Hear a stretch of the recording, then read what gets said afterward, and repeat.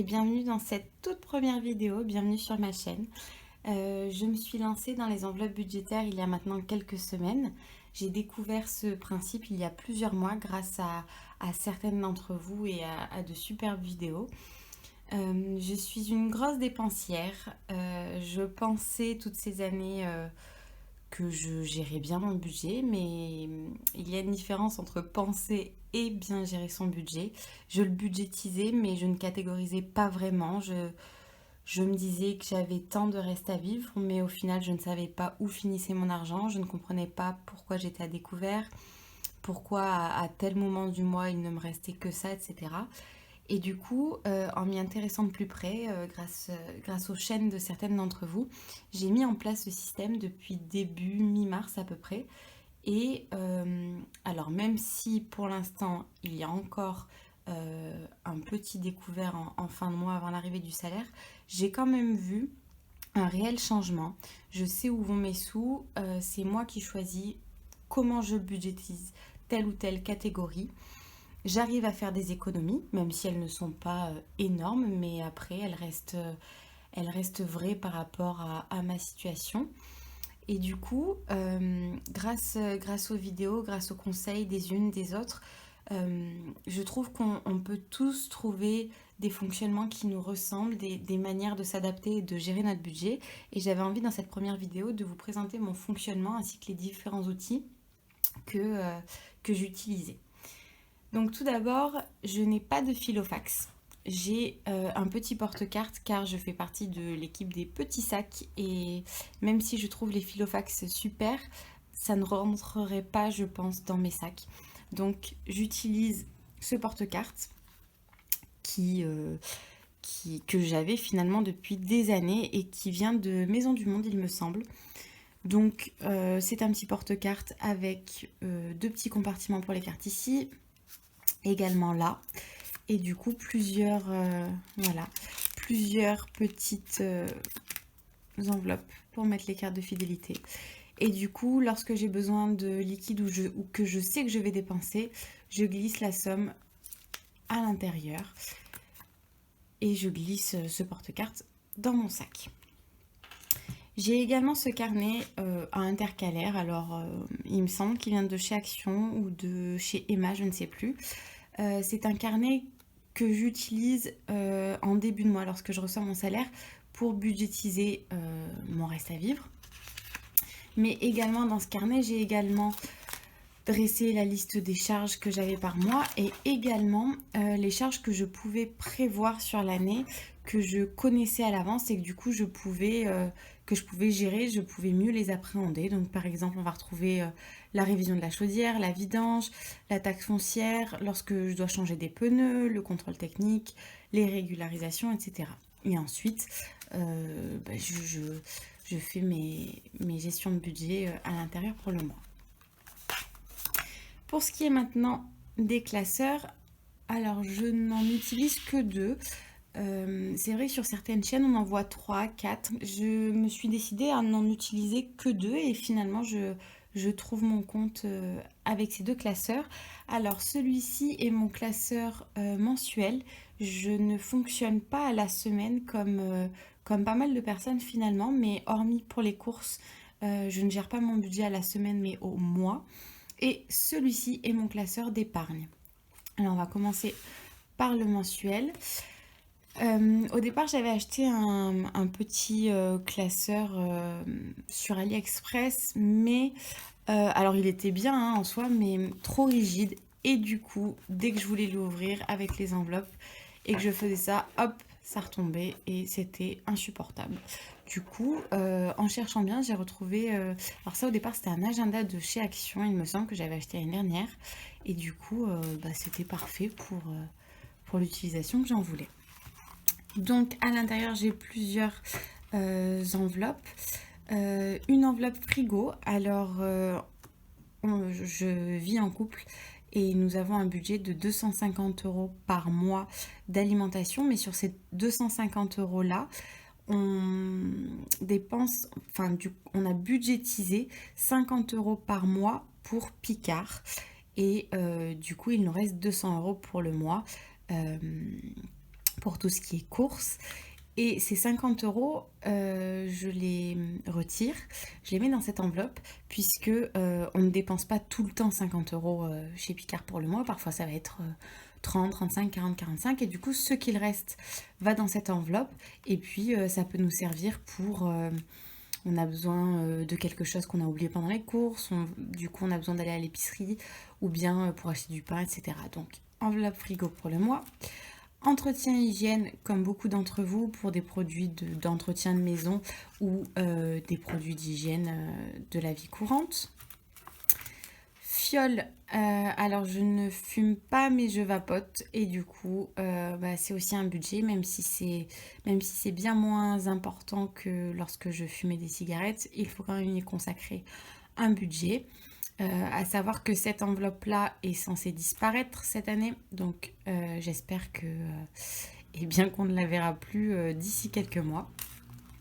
Minouche, le surnom de mon chien, donc tout ce qui est croquettes, pâté, c'est son enveloppe pour le mois. La santé, l'essence, le perso. Alors j'ai encore du mal, je dois l'avouer, à gérer cette catégorie parce que avant de me lancer dans les enveloppes, j'étais pas du tout à l'aise avec le liquide et du coup je payais tout par carte bleue. Et c'est là aussi je pense où était mon problème parce que du coup lorsqu'on paye en carte bleue, on ne se rend pas compte de ce qu'on dépense, c'est facile, c'est simple, ça va vite, on paye sans se rendre compte, on visualise pas l'argent qu'on peut mettre dans certaines choses. Et du coup, j'avais une catégorie perso, j'avais pas de budget en fait. Je savais combien j'avais en entier pour le mois, mais ça comprenait l'essence, ça comprenait la santé, ça comprenait ce qu'il me fallait pour les fioles. Et du coup, niveau perso, c'est vrai que je patauge encore un petit peu. Et une enveloppe défi 5 euros. Donc comme beaucoup d'entre vous, dès que j'ai un billet de 5 euros, je le mets dans cette enveloppe. Par contre, vous le verrez après dans mon classeur d'épargne, je n'ai pas d'enveloppe consacrée au billet de 5 euros. Lorsque je vide mon classeur mensuel à la fin du mois, tout ce qui est billets de 5 euros, je les épargne dans différentes catégories. Et voilà. Par rapport à l'enveloppe de la santé,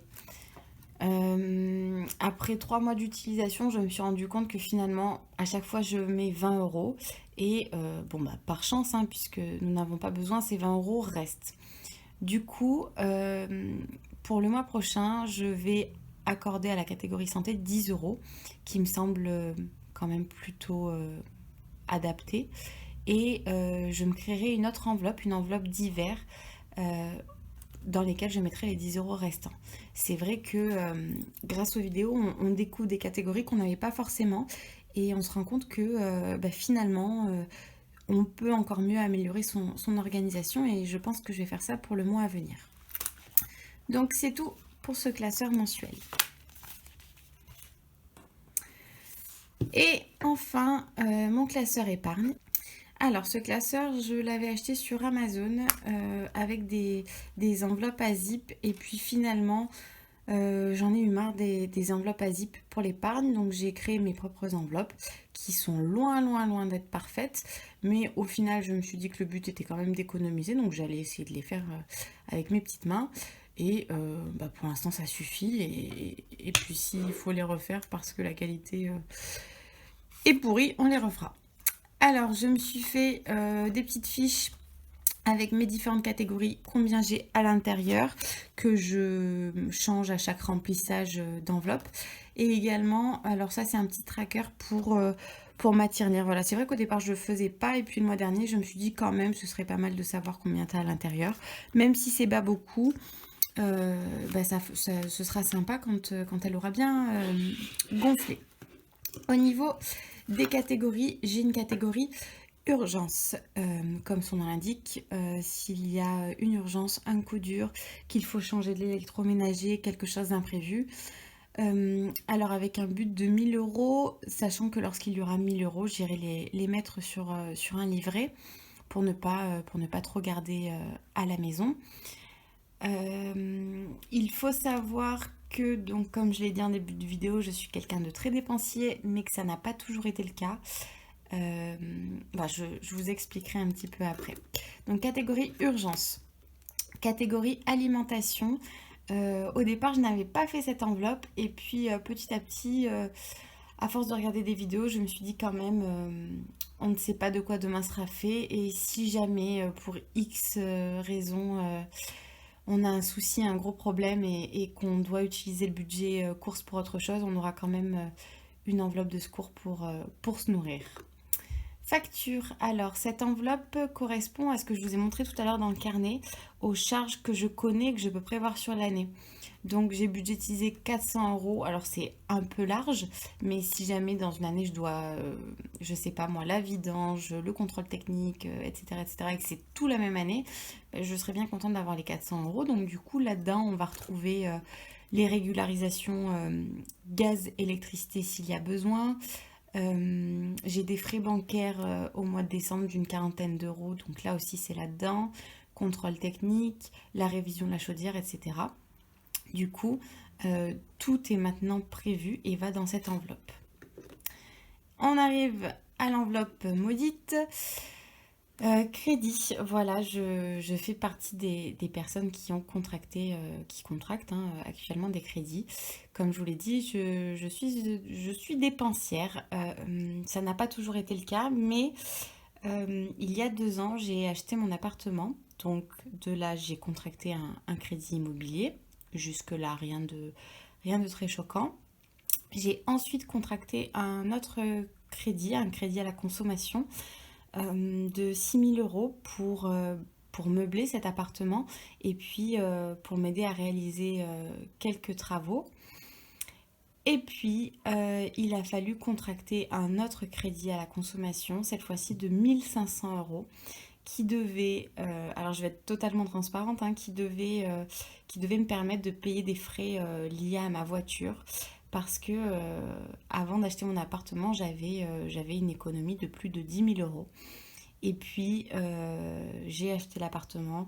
Il a fallu faire des travaux que le premier crédit de consommation ne couvrait pas entièrement, puisque peut-être que certains se reconnaîtront là-dedans, mais lorsqu'on commence à faire des travaux, au départ, on vous indique un prix, et puis finalement c'est plus, il faut rajouter, etc. Et du coup, j'ai dû piocher dans mes économies. Et puis ensuite, eh bien, est venue la passion déco. Donc, je voulais plus de déco. Et enfin bref, j'ai clairement épuisé l'économie que j'avais en 2 ans. Et du coup, lorsqu'il a fallu faire des frais sur la voiture, ben, je me suis retrouvée assise chez le banquier à lui dire que je devais contracter un crédit conso puisque en fait, je n'avais plus d'épargne. Et je pense aussi que ce moment-là m'a fait prendre conscience que je devais revoir ma manière de budgétiser mes sous parce que c'était pas possible. Donc, du coup, j'ai contracté ce crédit de 1 500 euros. Alors, au départ, en me disant, tu paieras les frais pour la voiture, tu touches pas au reste, tu te fais une petite économie pour renflouer ce que tu as dépensé et directement, tu vas rembourser le crédit. Et puis, finalement, ça s'est pas passé comme ça du tout. Je me suis servi des sous sur les 1 500 euros pour faire les frais liés à ma voiture. Et puis ensuite, je suis allée faire du shopping, j'ai acheté ci, j'ai acheté ça. Et bref, les 1 500 euros ont disparu aussi vite qu'ils étaient arrivés. Du coup, ce crédit de 1 500 euros doit se terminer en juillet 2022.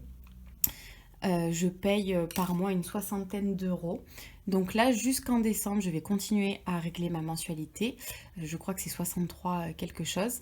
Par contre, dans le même temps, jusqu'en décembre, je vais économiser 450 euros, puisque au 1er janvier 2022, il me restera un petit peu moins de 450 euros à rembourser sur ce crédit. Et du coup, j'aurai fait mon enveloppe, j'aurai la somme et au 1er janvier, j'irai donner cette somme au banquier pour en terminer avec ce crédit. Et du coup, je me suis fait... alors, c'est très moche, mais... ça me motive, voilà, c'est les différentes sommes que je peux mettre jusqu'en décembre, sachant que je remplis cette enveloppe lorsque j'ai mon salaire, mais aussi à la fin du mois, lorsque je vois les économies que j'ai réalisées mensuellement. Donc pour l'instant, il n'y a pas grand-chose, il y a 10 euros, mais petit, 1er janvier, promis, j'ai 450 € et du coup après je me pencherai sur mon crédit des 6 000 € où il me reste moins de 4 000 € à rembourser, mais pareil, j'aimerais fonctionner de la même manière pour en finir et sortir de ce cercle vicieux. Santé, voilà, des frais qui ne sont pas remboursés par la mutuelle ou par la sécurité sociale. Vous pouvez d'ailleurs voir, je pense, mes magnifiques enveloppes avec des petites bulles. Voilà, ça a son charme. Vétérinaire, je me suis fixé 200 €. Alors, anniversaire, j'ai 3 enveloppes pour le chéri, pour la famille.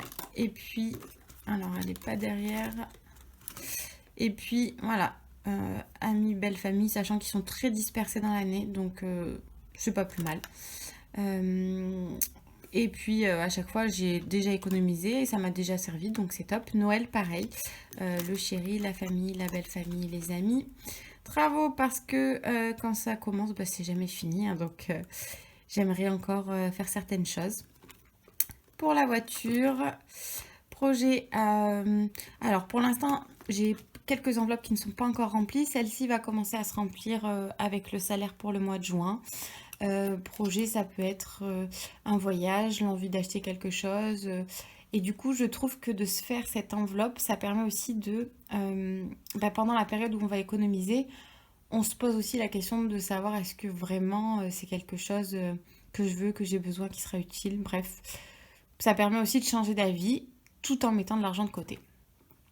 Ensuite, cette enveloppe concerne un restaurant que l'on se fait avec ma mère chaque année, mais pour lequel il faut économiser. Shopping. Je ne suis pas encore certaine de garder cette enveloppe, je réfléchis encore. Vacances, l'enveloppe est là, mais cette année, pas de vacances. Et du coup, à la fin de ce carnet, j'avais utilisé une petite feuille qui faisait partie du carnet. Donc, fin avril, j'avais économisé 105 €. Alors ça, c'est l'économie qu'il me restait de mes enveloppes du mois. Et du coup, on attend ici pour pouvoir compléter. Voilà, ce sont mes petits outils, mon fonctionnement. J'ai quand même réussi depuis fin mars, grâce aux enveloppes, à mettre, il me semble, plus de 500 € de côté. Alors, sachant que certaines enveloppes ont servi, notamment pour des anniversaires.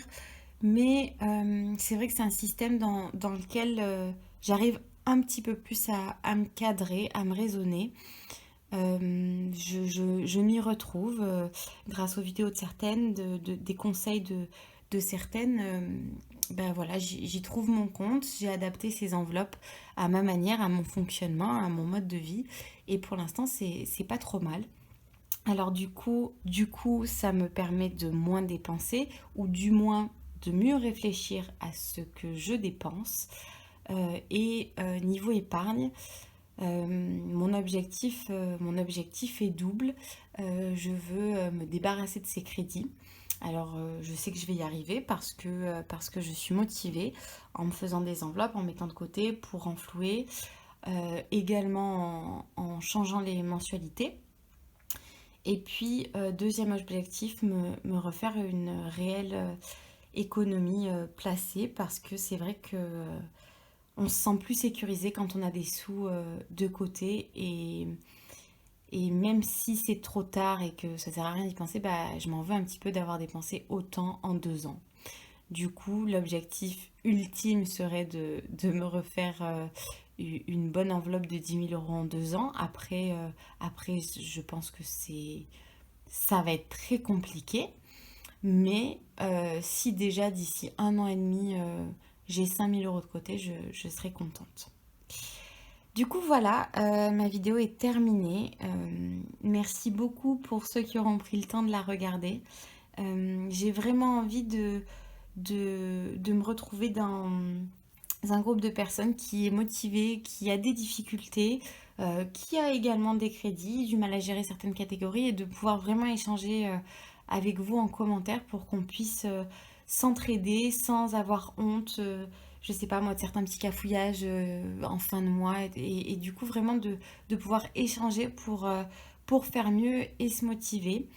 Ma prochaine vidéo sera du coup pour clôturer le mois de mai. Donc d'ici là, merci de m'avoir regardé. Si jamais ça vous a plu et que vous avez envie de suivre mes aventures, n'hésitez pas à vous abonner, ça me fera très plaisir.